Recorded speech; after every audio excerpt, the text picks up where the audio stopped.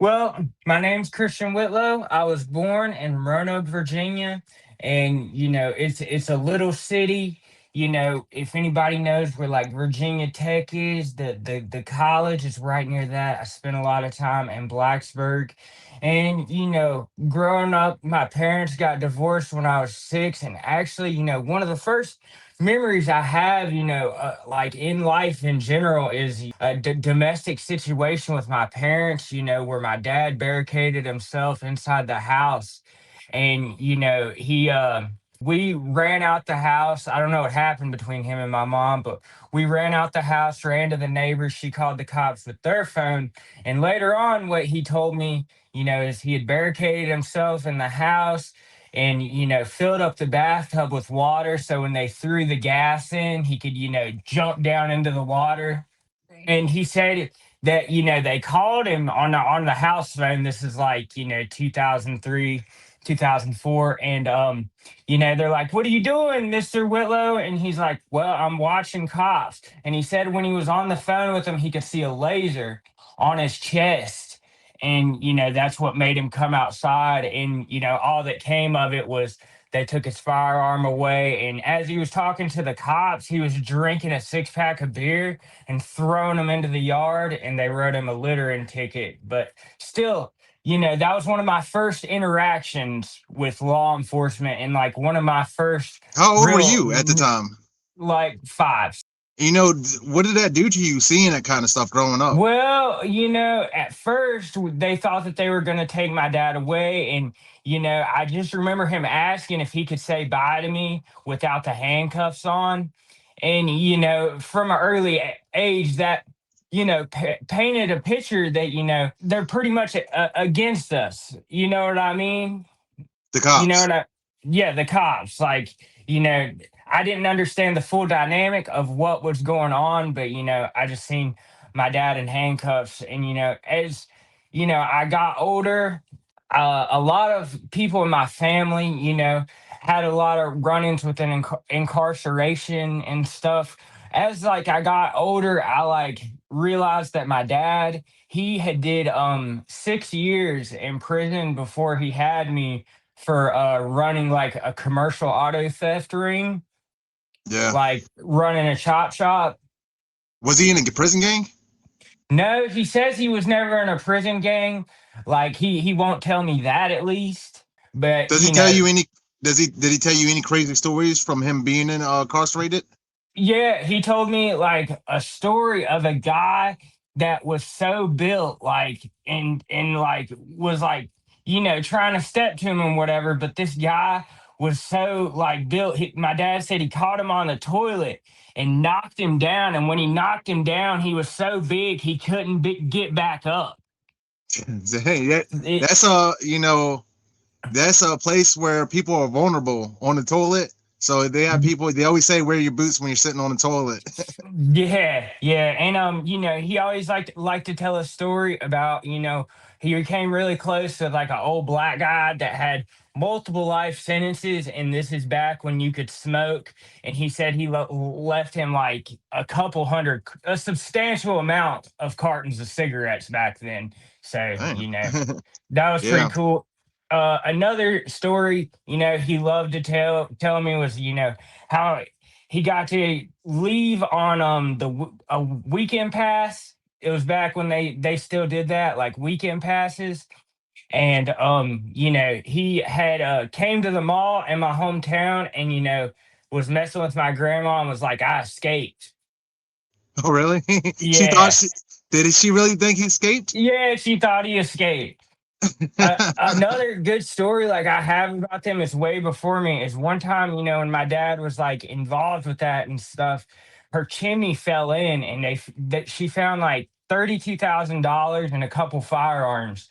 And being What like in the her strong chimney? in the inner chimney and being the strong like Christian woman she called the police. Oh man, it's a Yeah, come up right there.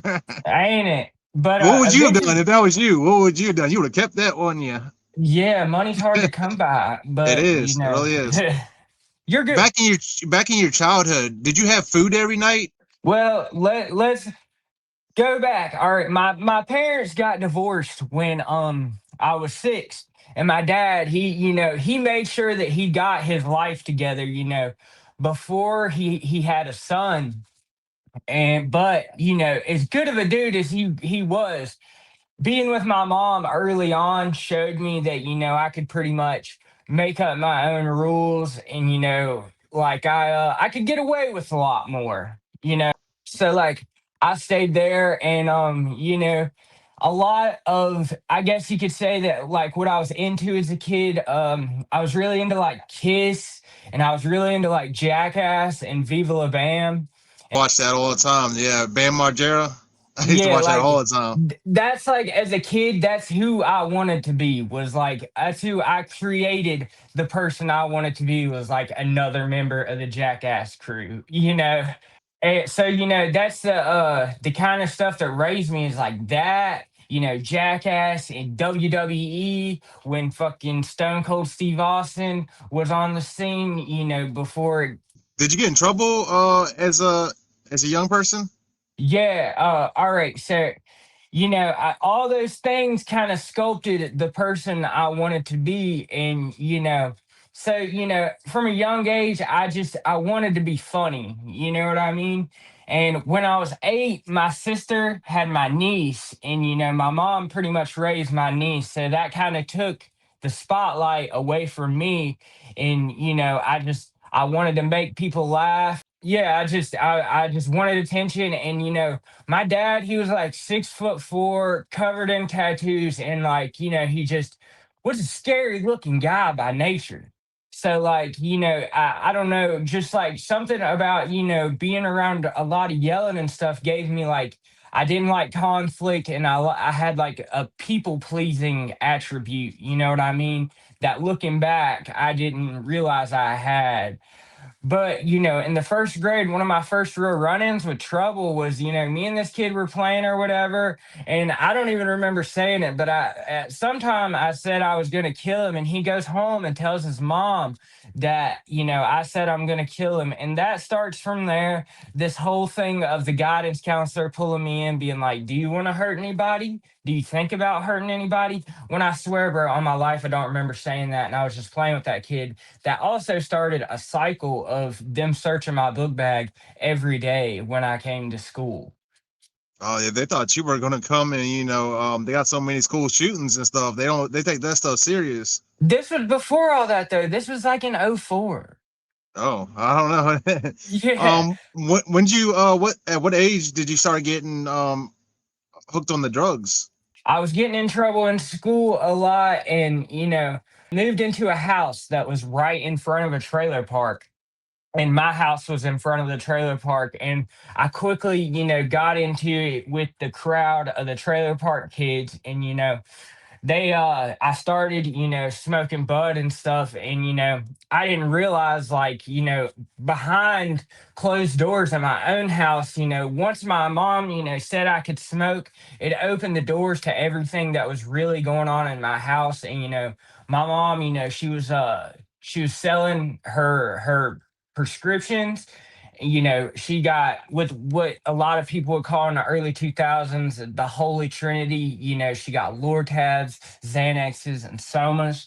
And you know what I mean? I quickly realized that sh- sometimes we had a lot, and our pantry was plentiful, and we had the nicest school clothes, but a lot of it, I came to realize, was only, she did work her ass off, but I came to realize the only reason we had nice things is because she was hustling.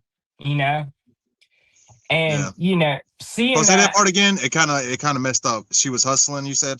Yeah, like I started to see at a young age that the reason we really have nice things, the reason I'm get Jordans, at school time, is because she was able to sell her pain pills.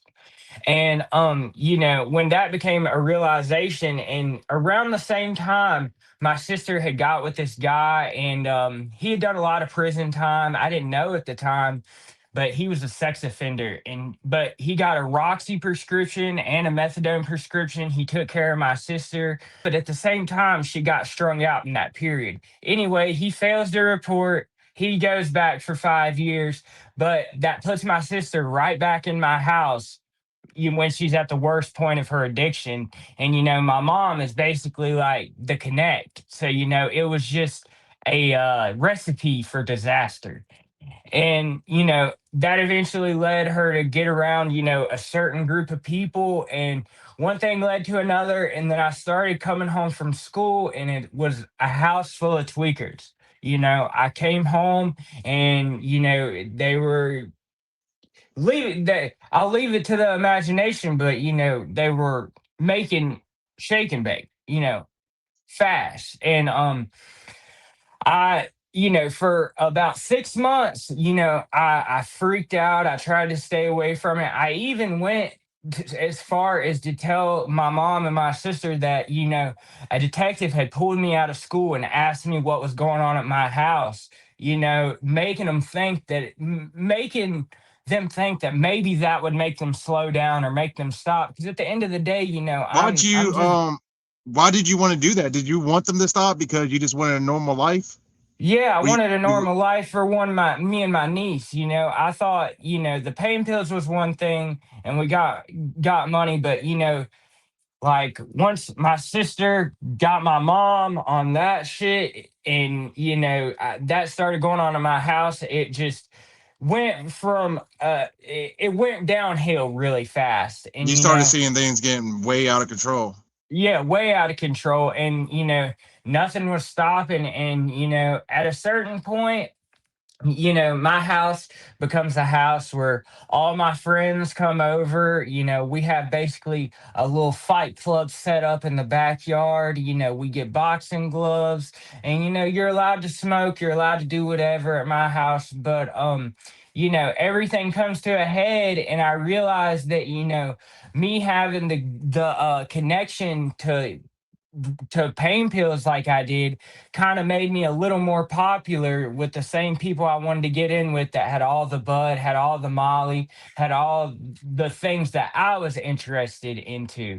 But eventually it came to where I started using the ice myself, and I started using the pain pills myself, When you and started using it, were you hiding it at first, hiding it from everybody, or were you just out in the open no, with it? I was out in the open, and I was like, would y'all rather just me lie to you? You know what I mean?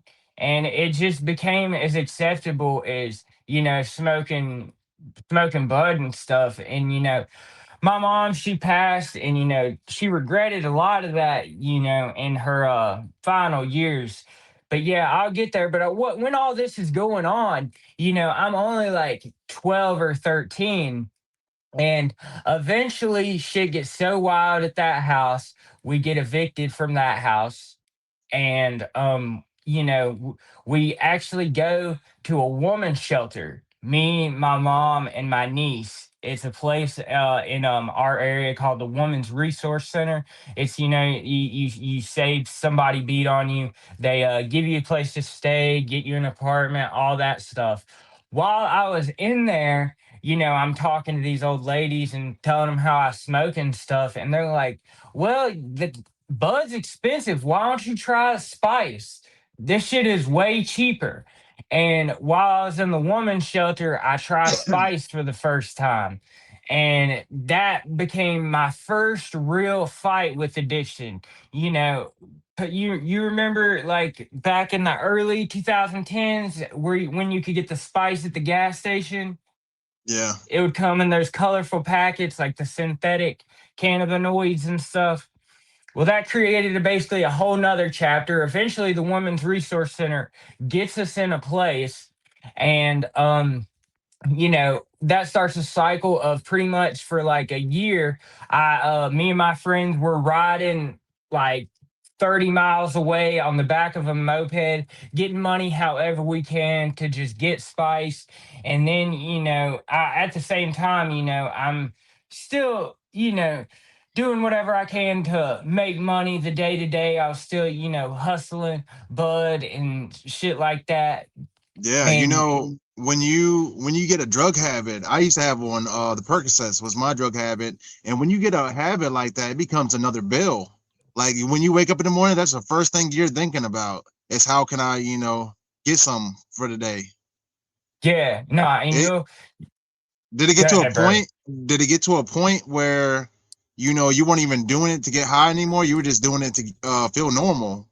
Yeah, we're gonna get there, but I wake up pretty much one day after a year and the spice is gone. They pretty much outlaw it. Fucking, you can't find it nowhere. And that was really my first real experience with withdrawal. I don't know what the fuck they were putting in that shit, but that was the first time, I had felt real withdrawal. Yeah, And and tell the people who have never experienced it, what's it feel like going through withdrawals? Draws from spice, it basically, because basically at the time, all these chemicals, it's just sprayed potpourri with random chemicals like synthetic cannabinoids, like, JWH, but, it's basically random chemicals. And so the withdrawal from it made it to where I slept for like a month. And, when I was awake, I was almost in like a rage like psychosis. It was its own different type of withdrawal. It's nothing compared to like opiate withdrawal. We'll talk about that a lot here later. But, yeah, it was its own type of withdrawal. But, that was my first, real experience with addiction. And after that, there's pretty much that enters into where, I meet a guy who is my sister's friend. My sister eventually gets picked up for some shoplifting and she gets put in jail. And, one of the homies at, my house, I'm young as shit. I basically tell him, you teach me how to cook or I'm gonna blow myself up trying. And so, that started me getting my own thing together. So You know, basically, you were like Breaking Bad, like they were in Breaking Bad. a trailer park version. Yeah. Yeah. But Did you so that did you did you lose friends to drugs? Not yet. Pretty much, I had lost friends because my friends had said, he's doing too much. You know what I mean? They were like, he's doing shit that is way outside of what we're just trying to do. But I just always looked at it, a drug is a drug is a drug to me. But you know, that was Yeah. just the wrong way of thinking. And really, if I wouldn't have had the easy access to all that shit, I never would have started thinking that way.